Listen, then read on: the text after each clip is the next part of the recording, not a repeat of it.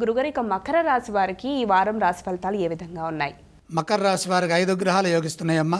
6లో కుజుడు, 5లో గురువు, 3లో 3 గ్రహాలు చంద్ర, శుక్ర, రాహువులు. విజయ పరంపర కొనసాగుతోంది. ఆశించిన ఫలితాలు మీరు కోరుకున్న విధంగానే వస్తాయి. అవకాశాలను సద్వినియోగం చేసుకునే క్రమంలో మంచి చెడులను బేరీజు వేస్తూ మంచి ఆలోచన సరళతో ముందుకు సాగాలి. ధర్మం సదా ముందుకు నడిపిస్తుంది. ధర్మబద్ధంగా నిర్ణయాలు తీసుకుని ఎదుటి వారికి హాని కలగకుండా ఆ ధర్మ మార్గంలో ఆ నిర్ణయాలను అమలు చేయండి. అధిక శుభాలు జరుగుతాయి. ఎవరి కోసమో పని చేయకుండా మీకోసం పనిచేయండి. అదృష్ట ఫలాలు అందుతాయి. కృషిని బట్టి ఫలితం ఉంటుంది కాబట్టి అవసరమైన కృషిని కొనసాగించండి. ఉద్యోగంలో మేలుంటుంది.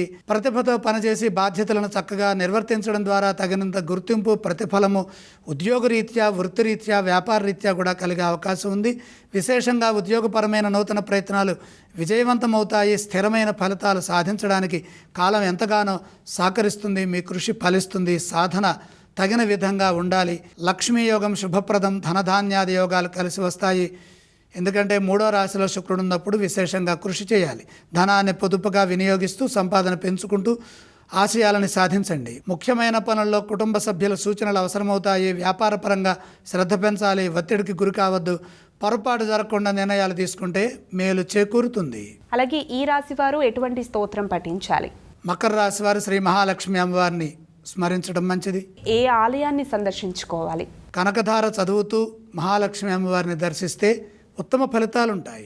ఈ మకర రాశి వారు ఏవేవి దానం చేస్తే బాగుంటుందంటారు గురువుగారు? దానాలు అవసరం లేదు.